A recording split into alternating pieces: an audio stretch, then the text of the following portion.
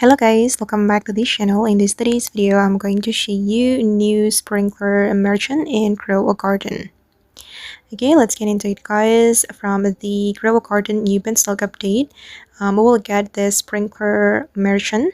Okay, you just need to go to the seed shop and it will appear nearby the seed shop every 4 hours. But every 4 hours, it can be the sprinkler merchant or another merchant, such as gnome merchant, sky merchant, honey merchant, or summer seed merchant.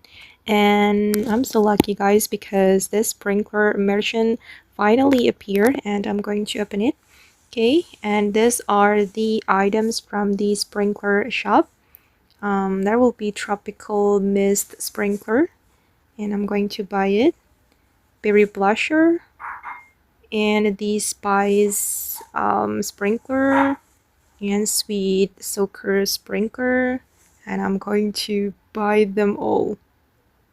Okay, yeah, that's so cool. And the immersion will leave in 30 minutes. Okay guys, and that's all for today. Hope this video will be useful for you. Thank you so much for watching, and bye.